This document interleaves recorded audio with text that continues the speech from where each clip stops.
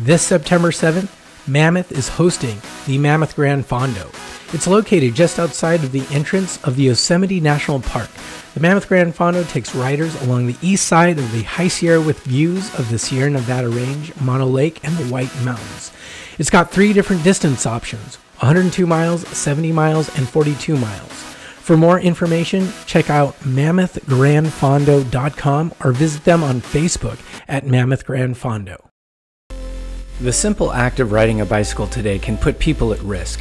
If you've been to Southern California, you've seen your share of tourists flooding the beach areas and distracted drivers. When the unavoidable accident happens and you're involved, make sure to protect yourself with an attorney who knows the law and knows bikes. Attorney Josh Benici of Benici Law Group of San Diego has been riding in SoCal for over 25 years. Josh offers free consultations to cyclists, and if you have a bike injury, make sure to call Benici Law Group. For more information, go to benicilawgroup.com. What does that do for your mind? You're a lying jerk. Get that mic out of my face.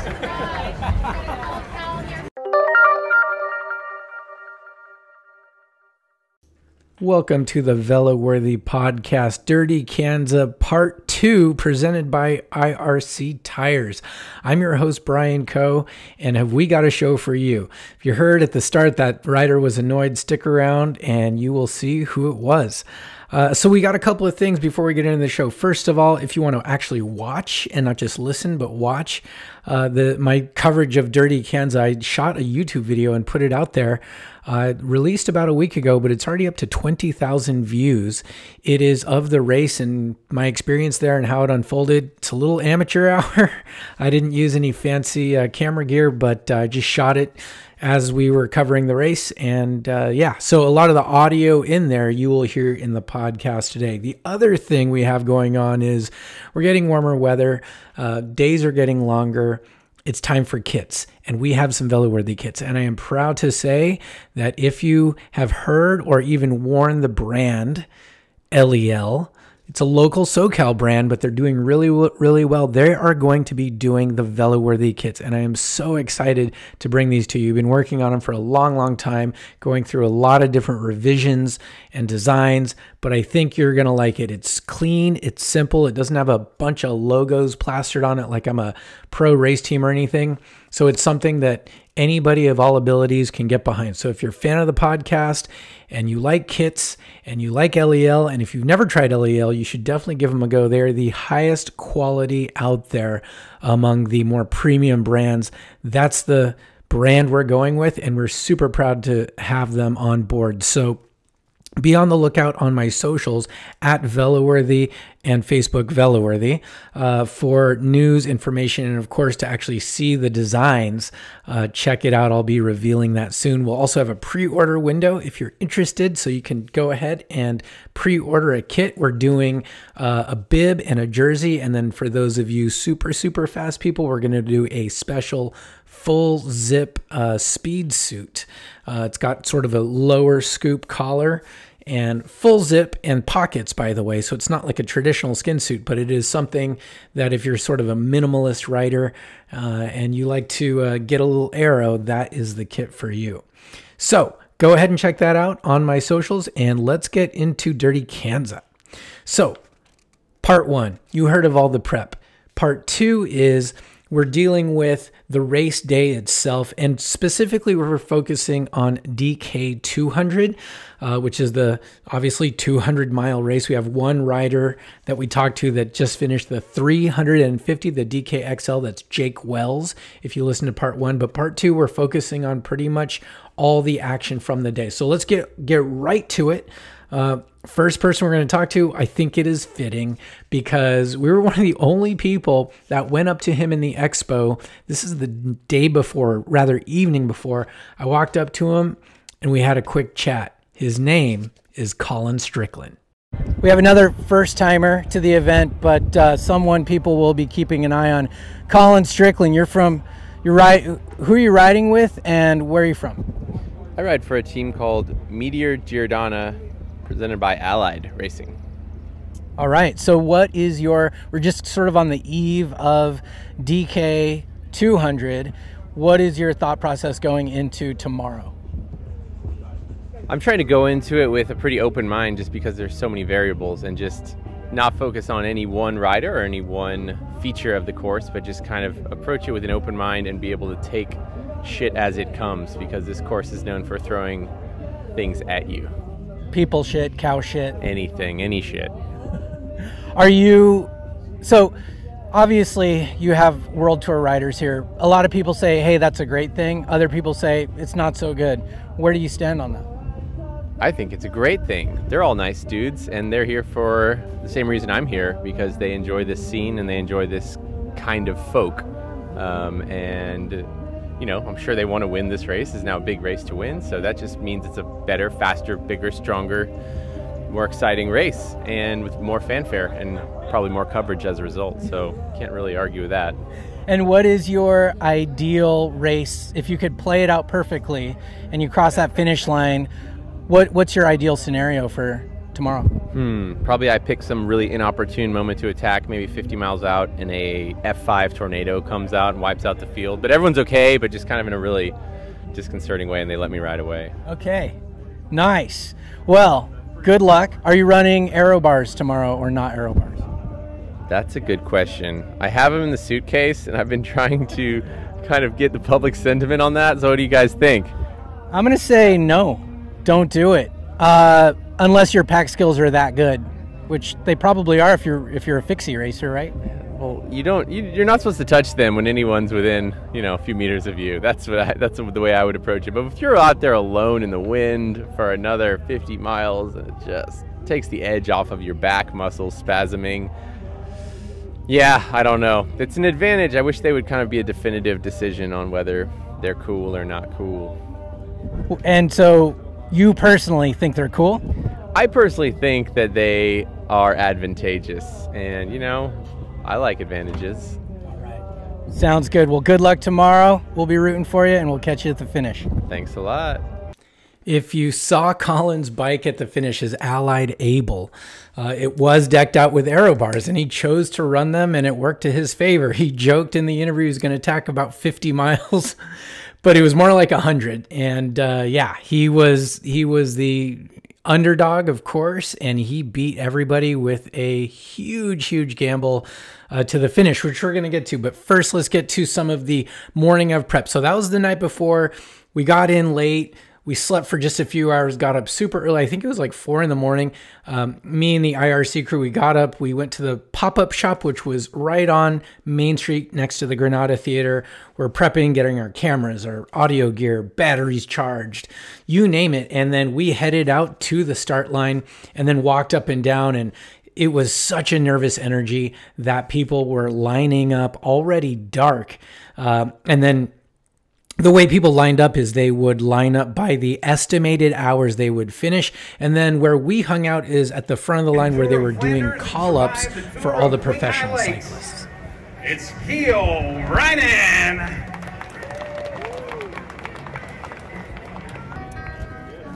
Your 2017 Queen of Kanza from Petaluma, California, Alison Tetrick. We sifted through the crowd and found some of the pro riders. We talked to Peter Stetina, recent winner of the Belgian Waffle Ride. Peter, how you feeling this morning? You got the BWR win. Are you looking for the DK win? I mean, it's a bike race, so we put the numbers on, and it's still a race.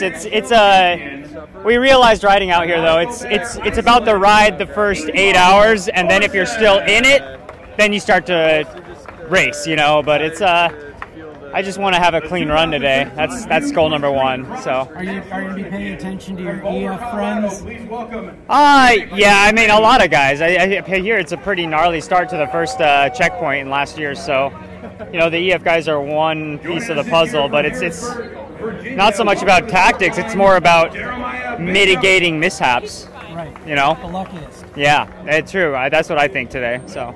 Well, good luck today. Thanks. Appreciate it. Of course, no DK is complete without last year's winner. And of course, we're talking to Ted King. Ted, how you feeling right now? We got a couple minutes away. I'm not usually this nervous before big classics. I'm psyched. This is awesome. Turnout's great. Weather's fantastic. I'm very, very excited. All right, good luck today. Thanks very much. And just like that, there were a few more minor announcements, a big countdown clock. It went to 0 and the riders were off. It was the biggest mass start cycling race I've ever seen. And as the riders cleared, there were the 100 riders and the 50-mile riders. And then we took off in our car and sort of followed the race and leapfrogged the race. And then we gave live updates as we watched. So we'll go ahead and just play those for you and then see how the day played out. 2, 1, let's roll it out!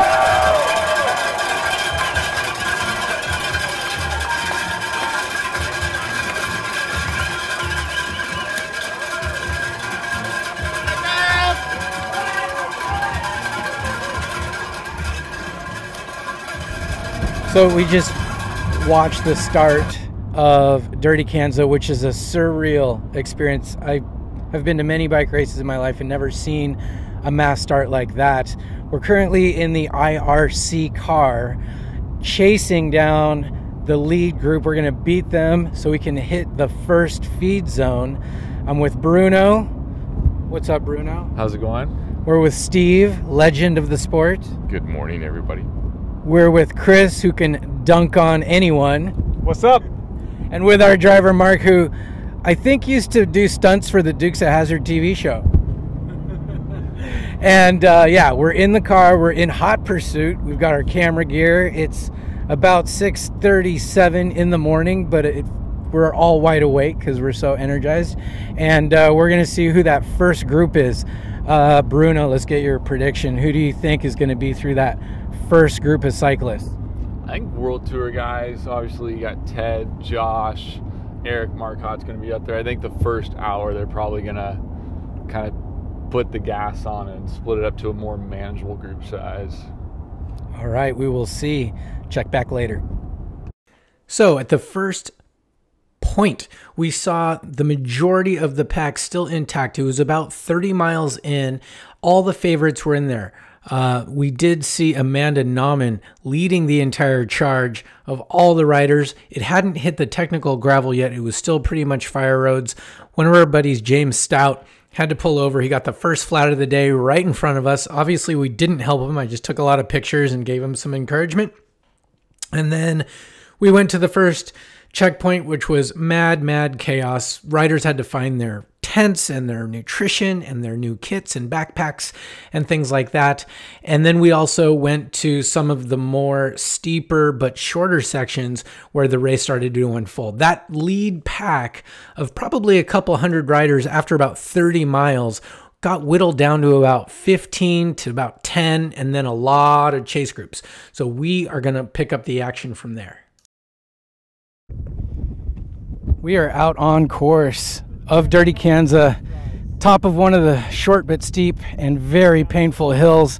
We just saw the front group lead, and it's been whittled down to about 10 to 15 people, including a couple of the World Tour guys, some EF riders, Alex Howes, Lachlan, Morton, and then leading was Colin from Austin, Texas. Josh Berry's in that group, but the entire peloton has been whittled away at this point. We're only at mile marker. Bruno, what mile marker are we at?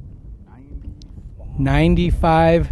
We're in a short but steep pitch, and riders are really struggling. A lot of them are getting off their bikes. We're watching one walk their bike right now, and this is still the front end of the group. It's still the front end. There are thousands of other riders that won't be in this point for minutes to hours, but this is still the top 20 for sure of Dirty Kanza 2019. We'll check back in later. On the same piece of road on the course, not only are we seeing the DK200 riders coming in one direction, the DKXL riders who have been on the road since 3 p.m. yesterday are making their way. It is now, let me check the time, 11:01 a.m. So they're on the road and herding, and the XL route and riders are spread out. So they're basically crossing paths with the DK200 riders.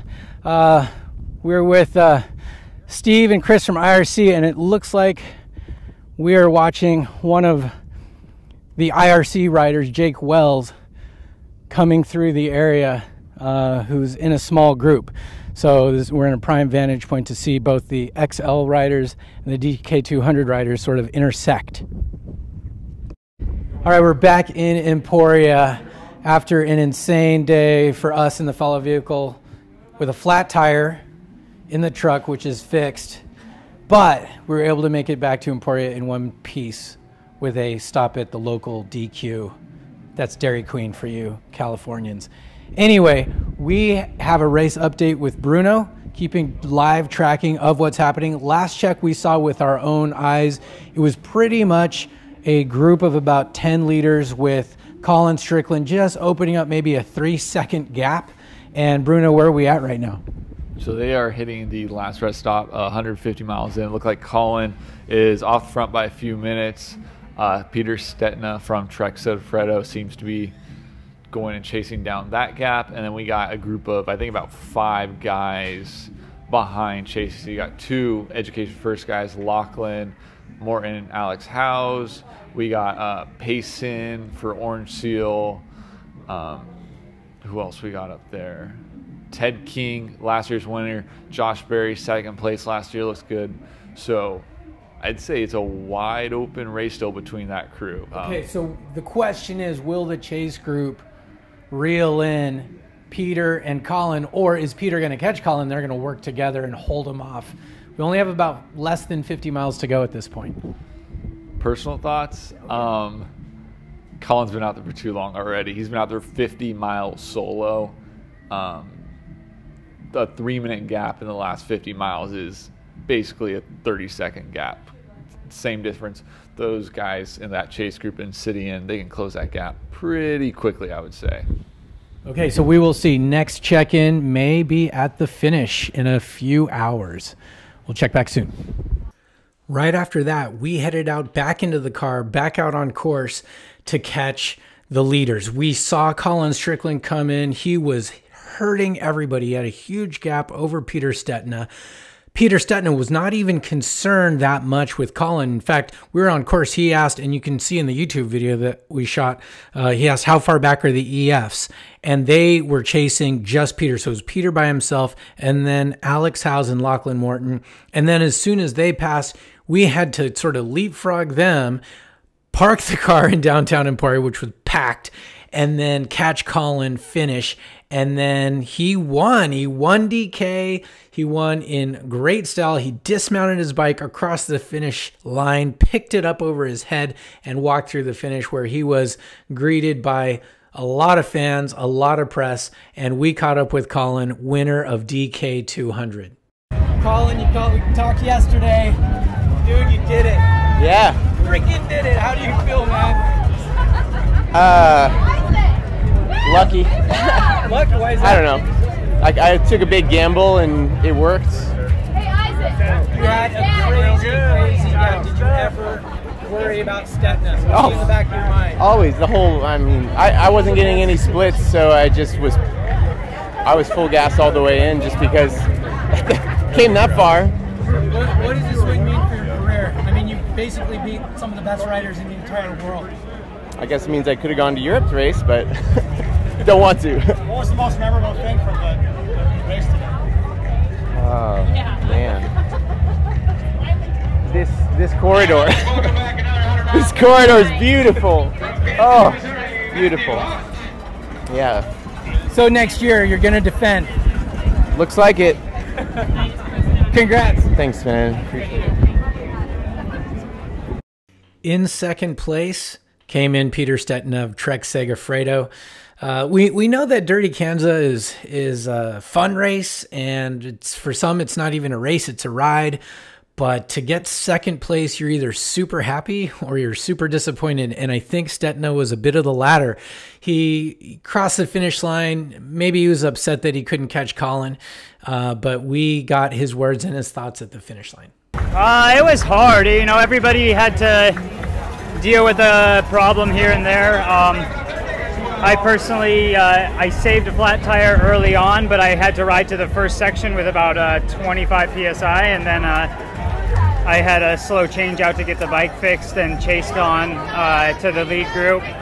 Lost the bottle, chased on, And then actually I had a battery malfunction. I had to swap out the battery and then chase on again. And everyone had an issue. And right when I was dealing with that battery, Colin, he attacked, and we all kind of looked because it was pretty far out. He went early. And it kind of became a tactical game, and then it became attrition behind. And I was with Alex Howes and Lachlan from EF, and Alex had a flat tire, and Lachlan waited for him, and I decided to just not really ride harder, but just keep going, because I wasn't going to wait if he wasn't my teammate, and just get to I was taking feed zones slower than some guys and grabbing more and getting lube. So I figured they would come to me in the feed zone, but they didn't. So I ended up just basically doing a mano time trial against Colin for the last 4 hours of the day. And the gap, it was just kind of holding steady between 3 and 4 minutes all the time. And then I went all in trying to chase him, and I hit the wall with about 18 miles to go. And I want to give a shout out to the girl who gave me a Twizzler with 10, because that brought me out of the darkest place. Right on. So when he was 3 minutes ahead on those long stretches, could you see him out ahead? Yeah, they were catching so many 100-milers that there were so many jerseys, you couldn't tell. And in feed 2, I feel like I saw you guys attempt to put on a rear disc. Was that something you were going to try? That was sticking too long, or? Yeah, you know, Trek's always looking at innovating. You know, this is gravel. It's not about winning, but it's just about trying something new and different. And we had a secret weapon, but it didn't have the right gearing on. I had a 48 chainring in the front, and the disc had a 33 on the back. Or sorry, 28, and I needed a 33 for my other wheel, and I didn't want to take the time to change the cassette. That would have been too slow. I mean, it's looking back, you know, a 3-hour time trial. Maybe, you know, losing a minute is worth having that, but I decided to just go. I made the call there that, you know, it's going to be a mano time trial, and if Colin can stay ahead, then he fully deserves it. So hats off to him. He pulled it out big time today. Congrats, good ride. Thanks. Peter, on course, you asked me how far back are the EFs. I said 3 minutes, but it was closer to 10 minutes. What does that do for your mind? You're a lying jerk. Get that mic out of my face. Yeah. Does it? What's going through your mind right now? How are you feeling? I'm just really tired. It's a very different type of event than I've ever done. It's a grind. I mean, it's a gravel grinder, and you're just grinding. It's not high power like a race. It's not attacks. It's just diesel. And unfortunately, you know, if we had guys to chase, maybe we could have gotten closer to Colin, but it was a really fast tailwind the last 2.5 hours home, and in a tailwind you can't bring back much, and it was just long hours out there by yourself. And just quickly compare it to BWR, you won that, second in this. How did the two sort of compare between, you know, just a few weeks ago and today? Yeah, they're both very fun events, and the community really comes out. They're very different. Like I said, this is just a grind. It's just a diesel race, whereas BWR is more of like a race with attacks and dynamics and all that. So just very different. Congrats. When we come back, we're going to hear from the rest of the riders of the Dirty Kanza 200. If you're looking for a Gran Fondo that is both challenging as well as beautiful, check out the Mammoth Gran Fondo. It is one of the oldest running Gran Fondos at 26 years running, and it has also made Bicycling Magazine's top 10 centuries for its jaw-dropping vistas. It has 75 miles that is completely closed to traffic, not to mention at the end, there are awards for the fastest male finisher, fastest female, as well as fastest team finisher. You have 3 fantastic options to choose from.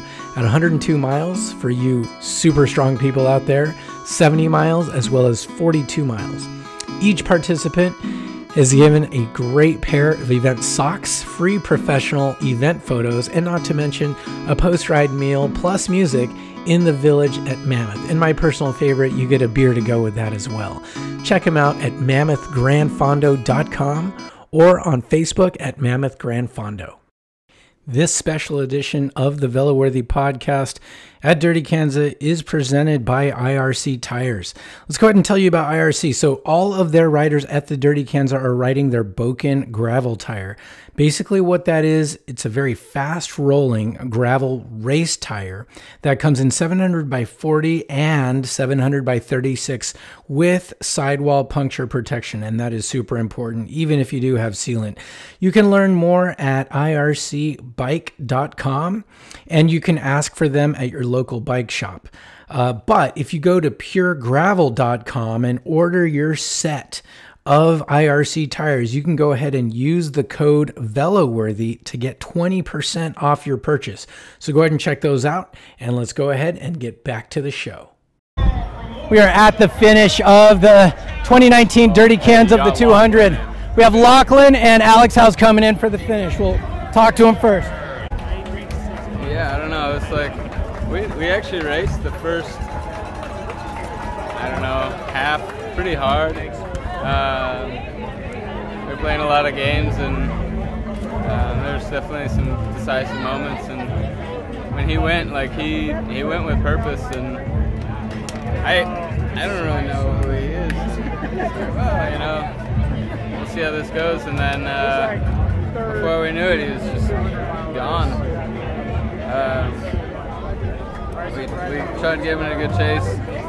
I got a flat with like 25K to go to the second aid station. And Lachlan waited for me. We thought we're hoping we'd be better together, but yeah, I don't know. I was heat stricken pretty bad after that, and Lachlan pretty much just dragged me in for the last 100K. So that plan didn't work very well. But we went 1-2 in the non-aero bar category, so I'm pretty happy about that. What did you think of the event as a whole? It's your first one. I mean, honestly, it's like probably one of the worst days of my life, and probably one of the coolest, most unique events I've ever seen. I can't imagine there's really anything like it out there. Whew. So happy to be here. Really. What's the most memorable part of the race for you?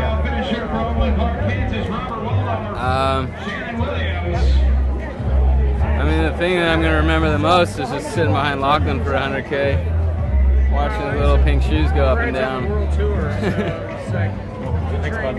was it like fixing the flat, not having the car come? We all made a big deal about that might be a thing. Honestly, it wasn't a bad flat. They would like plug it real quick and get some CO2 in there. Really, the only thing that slowed me down was the fact that I had my saddlebag so jammed full of survival equipment. Maybe next year, actually I don't know if I want to do this next year, but in like 5 years when I decide to do this again, I'll keep the CO2 handy. How does this compare to your hardest Euro race? I think it's probably harder. Alex, the plan. No, there was three of us together chasing, Alex, Stetina and I, and then Alex had a flat, and at that point he was going the strongest of the three of us, and I thought if we had any chance to catch the guy in front, it was with Alex. So I waited with Alex while he changed his tyre. I figured Pete would wait as well if he was trying to race to win. But I guess Pete just decided he was going to go for second, and I took off there. And then Alex was having trouble with the heat, and I kind of came good in the last like 50 miles there. I was hurting in the start of the race, and it took me a long time to get. Does it remind you of the Outback at all, Kansas? Man, that was insane. It was not a race. It's like a journey, you know. Like you go through such a range of emotions in 10 hours. It feels like yeah, straight out of the thereabouts, like handbook, man. That was with like a bit of extra spice. That was like really, really difficult. Were you worried at all about the other riders out there, or were you just focused on yourself? No, I mean, I had absolutely no idea what to expect, and so we started and we were going quite hard. I was just trying to keep up, and then I was just trying to, like, I don't know, something that long you have to make it like personal, because in the end it's just like a big mental battle, you know, like. For like first 50 Ks it felt like a normal bike race, except you're on like gnarly sort of roads, and it was a lot of fun, but it was more or less normal. And then all of a sudden you like look down and you're like, we've got a very long way to go, and everyone starts to come apart, and then it's like you realize that it's just going to be all in your mind, you know, which is what I really hoped it would be. So like, yeah, I got everything I wanted out of it. I got one more question. How did you guys make the decision to eventually chase after Colin? He took off when we were going pretty hard, and it was like we were kind of racing at this pace that I'd never done it before. So I was like, this seems like unsustainably fast, and there was just one guy who could sustain it.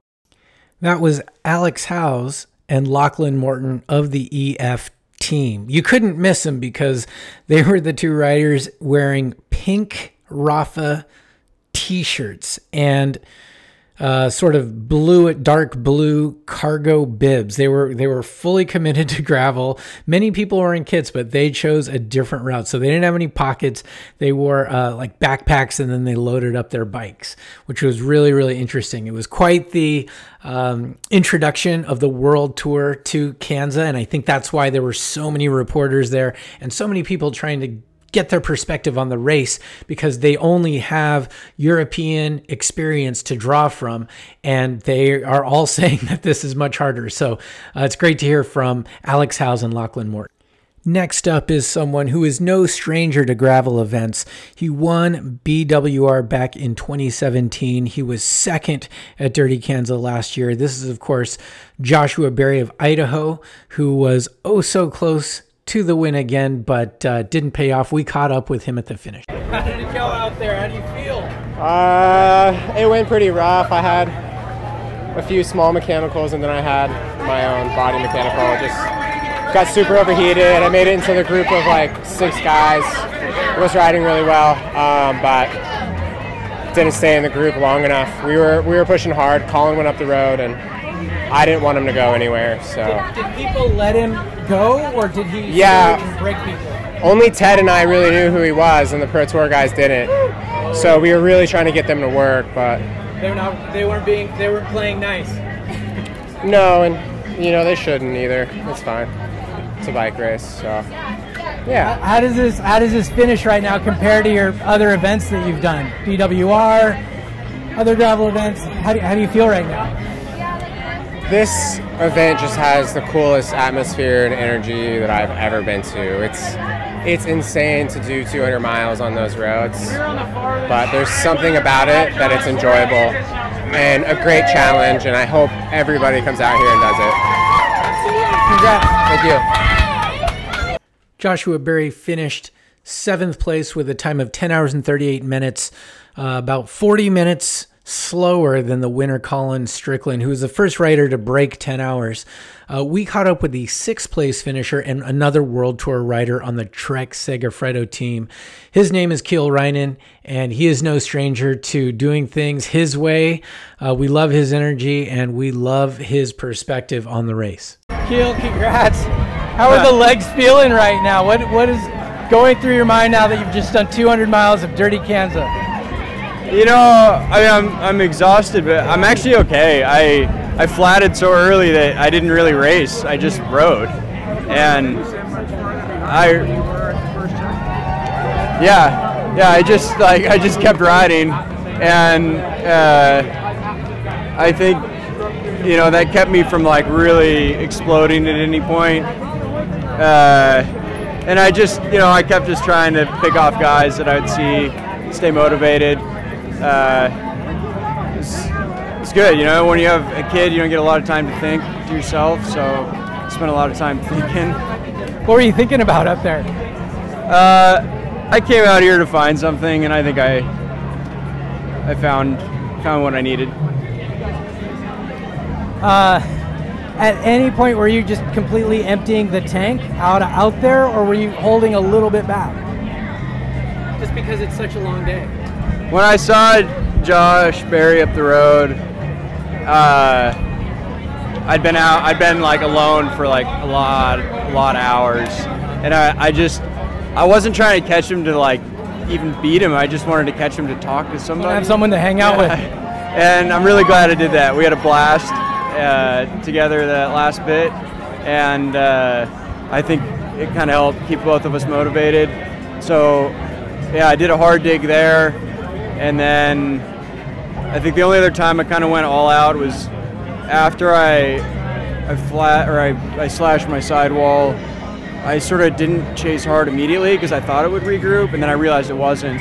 So I did a pretty full out little, 20 minutes or so to try and make up some ground, and then I realized that it just wasn't going to happen. If you have problems that early, that front group just rolls together, and there's nothing you can do. Everybody's talking about Colin Strickland. Did you know who he is? A lot of people didn't. He's not World Tour. Did people let him get away? I mean, he had a huge gap, and I have no idea what happened up there. He won by about 7-8 minutes over Peter. Cool, yeah, that's awesome for him. And he does like fixie, red hook, that kind of thing. Yeah, I guess I'd say I hope you had a good time. That was my main goal.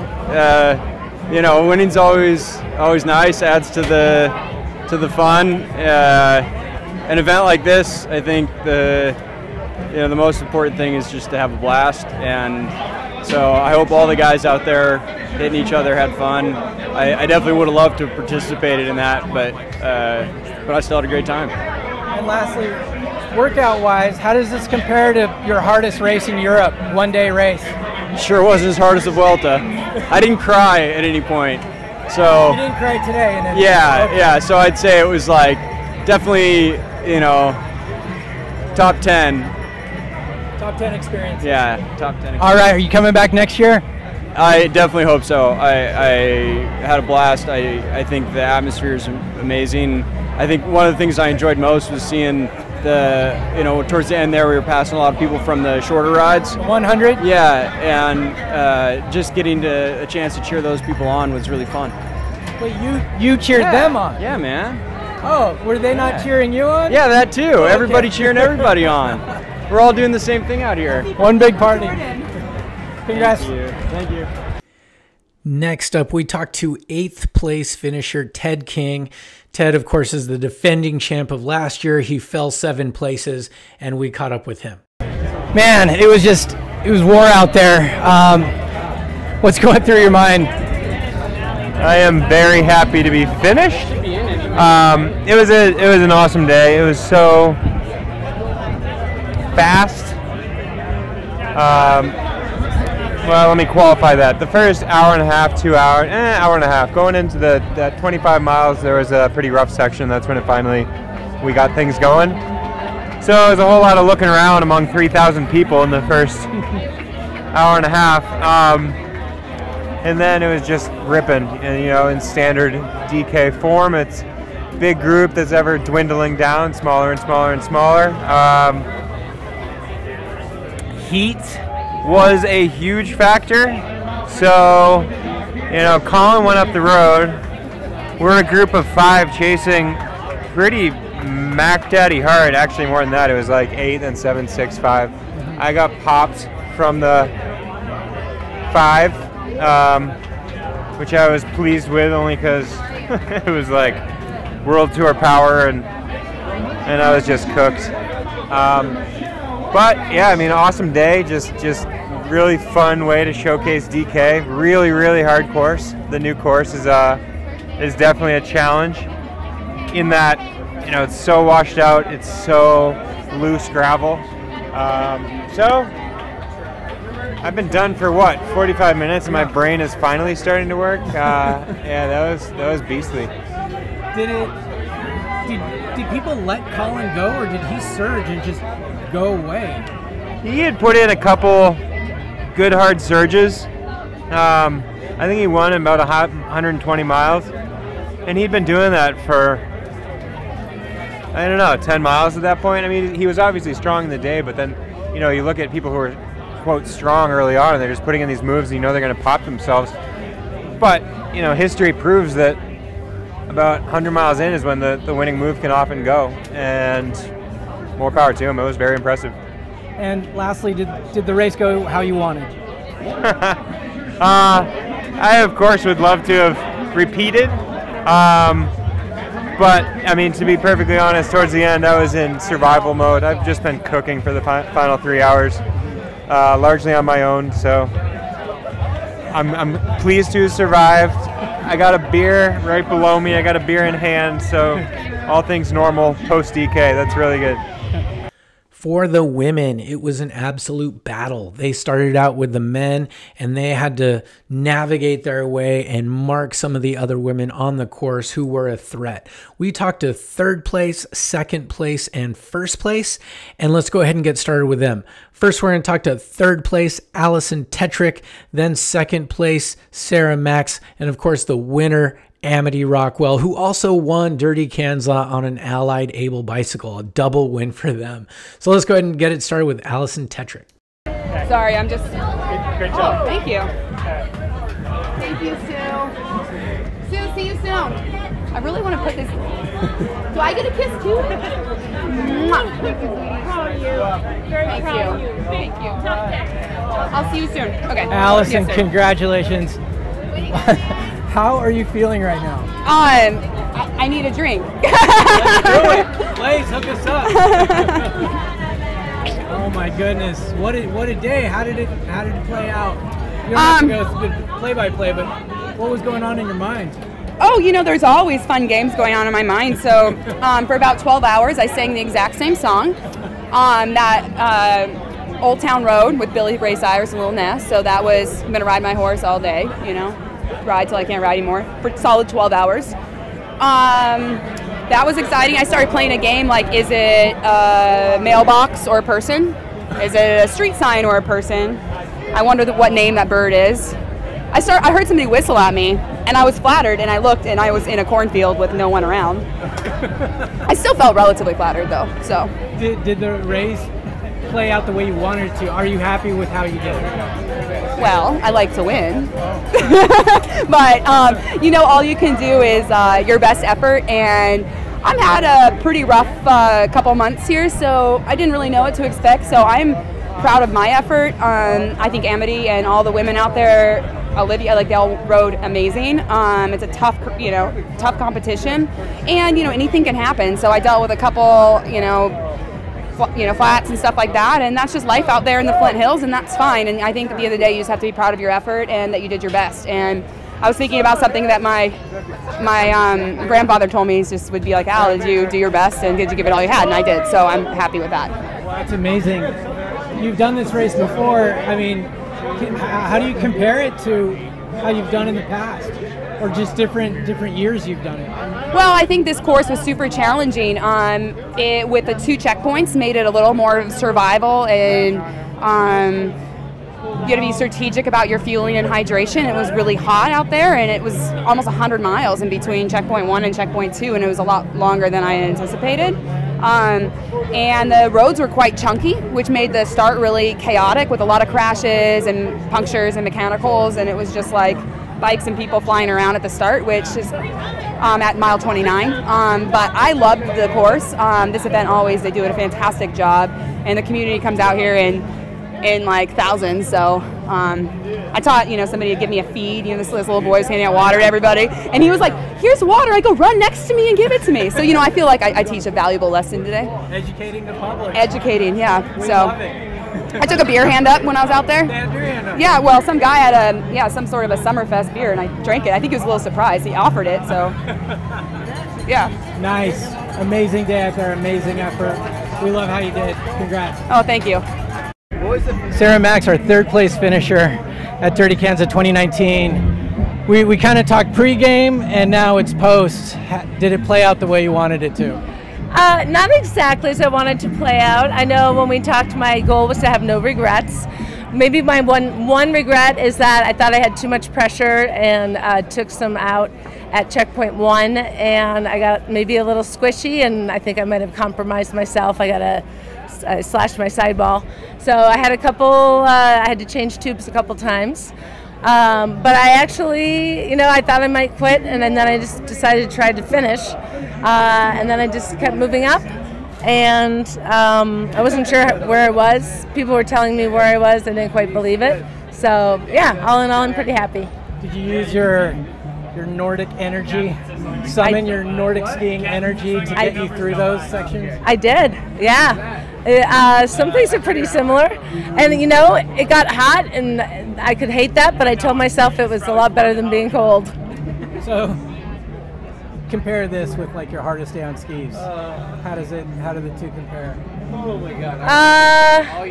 You know what? It might compare. My hardest day on skis is this race in Sweden called the Vasaloppet, which is a 90-kilometer classic race. It doesn't take as long, but you're on your feet the whole time. They're pretty comparable, I'd say. Really? Yeah. And then, Belgian waffle ride is still kind of fresh in your mind. Yeah. And this just happened. Yeah. So if you had to sort of pick one that you have a little bit more love for, which would it be? Oh gosh, I guess I can't lie. It would be the Belgian waffle ride. Really?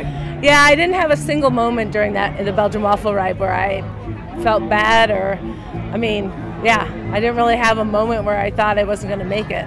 Really? Today you had to dig deep. Oh, I had a lot of lows today. Okay. Yeah, but isn't that part of it? That's because you're a human being. Yeah, I expected it, so I expected it. Awesome. Hey, congrats so much on third place. We hope to move up 2 places next year, right? We'll see. All right. The winner of the Dirty Kanza was Amity Rockwell. The thing to know about her is she came in 25th place overall, so only 24 people ahead of her. She was the first female finisher at an average of 16.79 miles per hour. And get this, she just came in under the 12-hour mark, which is huge. This is 11 hours, 59 minutes, and 53 seconds. Man, talk about a close one. But we caught up with her at the finish line. We're here with Amity Rockwell, the women's winner of the 2019 Dirty Kanza 200. First of all, congratulations. Thank you so much. I'm not going to ask you to give me a play-by-play. It's really boring. For a 200-mile race, nobody wants to hear that. You've probably already done it. But just talk about how you're feeling and what's...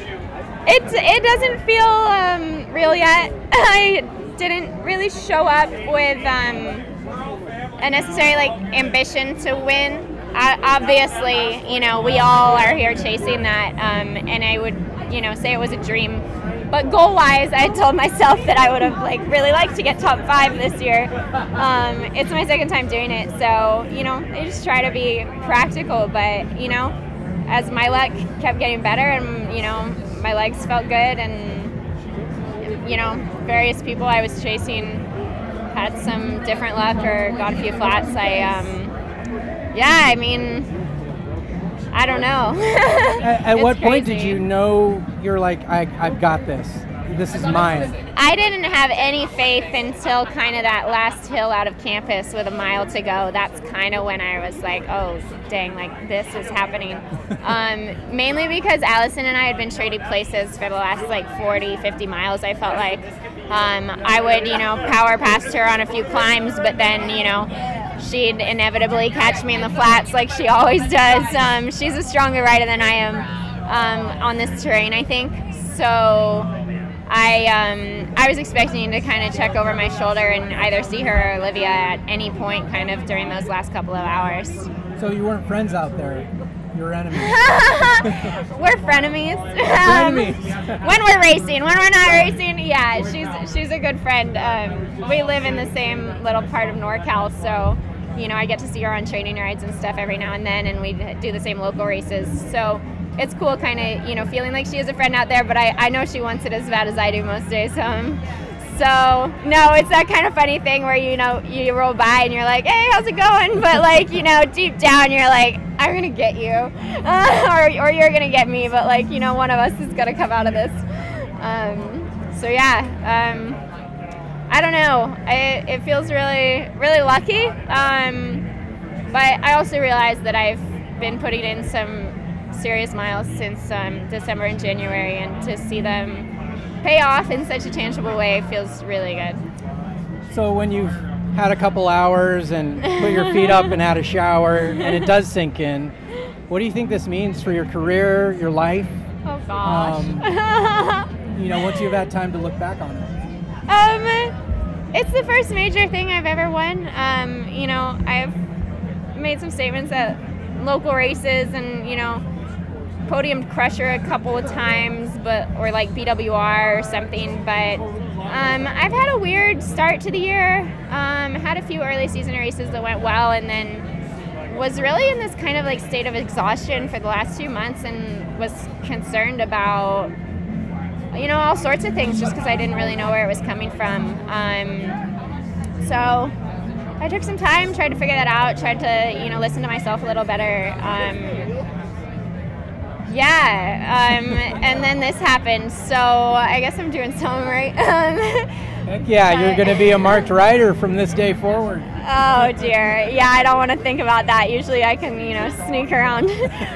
But yeah, I mean, this is truly my passion. I think it's fair to say I grew up running. My parents are runners, but I found bikes like, you know, 3 or 4 years ago, and it's like I can't even express like how much it's changed for me, just getting to be a part of the community surrounding them, and, you know, to meet the people I have met and to have the experiences I have had. Like, it's crazy to think that maybe this is just the beginning. The fact that, you know, so much has already happened is like, I mean, it's a lot to think about. Yeah. You know, on top of, you know, the fact that I just won Dirty Kanza, that's a lot to think about too. So yeah, I don't know. It's all so special, and I'm so grateful. Awesome. Well, congratulations on winning Dirty Kanza 2019. Hey, thank you. Long after a lot of the favorites finished, we caught up with the other third of the EF team. This is Taylor Phinney, one of the big-time pre-race favorites. He had some bad luck out on course, finished just before dark. He got a number of different flats, and he sort of reflected on his day. Yeah, then we just got like a couple more flats, and we were just rolling. I found TJ Eisenhart, and we kind of went like ride or die bitch on each other in a good way. But he was also flatting. He was also wildly unprepared. I was only mildly unprepared. And then we just slogged it out, really. You enjoy it? I changed my whole outfit at the second rest stop. That was a game changer. Socks, shorts, and jersey. I mean, shirt. I wished I had a zipper, man, all day. Again, sorry. It's okay. Enjoy it. My bad. And then here are our final thoughts on the finish as we stood and gathered at the finishing chute. At the 2019 Dirty Kanza, with World Tour winners, big surprises, large time gaps, and a lot of happy times and emotions running. Let's go around the room right here. We are standing literally on the finish. Bruno, let's get your thoughts on how the race went today. Incredible. Colin won with a 100-mile solo effort. He went under 10 hours for 200 miles. We had Pete Stetina chasing him down for almost that whole time, and he had Lachlan, Morton, and Alex House chasing those two off the front for over 100K together. It was just unbelievable to have Colin stick to the World Tour riders. Chris, is this how you had envisioned it, or was it a total surprise to you as well? I was very surprised. I thought EF was going to have a stronger showing with their three-rider team, and when we were at mile 186, posted up, waiting for the leaders, we saw Colin Strickland come through, and then we saw Peter Stetina come through, and then we thought EF was going to be right on their tail, and we waited, and we waited, and we waited, and about 10 minutes later, EF came through looking absolutely cracked. So I think they may have gotten a little more than they bargained for in Kansas. And my other comment is that I was really rooting for Peter Stetina to be the first person to get the BWR DK double, and he was so close. Oh, so close. Ted King was close last year, but he missed the BWR by seconds. Yeah. Steve Driscoll, you've seen a lot of bike races. How does this one stack up? What's your big takeaway from this one? Brian Coe, all I got to say is Colin Strickland is a badass. He averaged 20.3 miles an hour, and his average power for 201 miles was 273 watts, with a max power output of 2,000 watts. These guys are insane. Gravel superstars. Gravel is the future. It is currently 5 o'clock in Emporia, Kansas. And many, many riders are going to be finishing much further after that, well into the dark. And this is a party that will not stop until the last person crosses the line. So, hope you enjoyed Dirty Kanza, and we can't wait to check it out next year. And after that, we waited for our riders, meaning the IRC sponsored riders, to come in, and they came in a little bit after that. We got to hang out with Tyler Pierce, who's known as Vegan Cyclist on YouTube. I actually hung out with him at the house for quite a bit. He's got a great thing going. He's not a pro, but he has a big following. If you've ever checked out YouTube Vegan Cyclist videos, he's kind of known for that. He has a great new brand called ridebikesbro.com. He's not paying me to say this, but he started up a new shirt company, and you can get some really cool bike themed designs out there. And he's just working it. He's another creator out there doing it. So after the race, we gathered our things. We all went to bed super exhausted. I, of course, had to wake up early in the morning, drive from Emporia to Wichita, and then fly from Wichita back to SoCal, and sort of just digest it all. So what did you think of the event? I would like to know. Personally, I cannot wait until we come back next year. Next year, it's going to be even bigger and better. There's probably going to be more World Tour riders and just more participants if they open up the numbers. My biggest takeaway is that even though there's lots of gravel races out there, Dirty Kanza is, of course, the biggest and the best, but it's only that way because they have the support of the entire town, the community, and the people. Most people who race bikes, they go to a bike race and it's just a, cordoned off little area, and we try not to get into people's way. But when you have the support of a community, great things can happen. And I really believe that not only can this be done in Emporia, you can do this in big cities as well. It's just a matter of the political will and the social willpower to make sure it happens. So, what do you think of the episode? Hit me up, Brian at Veloworthy. I'm also on Instagram at Veloworthy. We'd love to hear what you have to say. Of course, stick around for the next episode. Man, I feel like we haven't had any sit down time in the studio, but hey, be on the lookout, not only for those kits, but for new things coming. I'm going to be, at the time I'm recording this, I'm on my way to Spain, Girona. As you know, Girona is home for a lot of the elite level cyclists there. They're going to be prepping for the Tour de France, and I'm going to be covering it. So please let me know what you want to know from some of the EF guys and some of the other guys. We're going to be running some pretty sick content there. So for the entire IRC crew, Steve Driscoll, Chris Hull, Bruno Suttles, and of course the Scratch Labs crew as well, who also took care of me. Special shout out to Greg Irwin, who was my travel buddy for the trip. Not only is Greg a great photographer, he's also the drummer in a little known band called Saint Motel. He's a man of all talents, plus he's a bike racer as well, so he kind of does it all. Anyway, this is Brian Coe saying stay Veloworthy.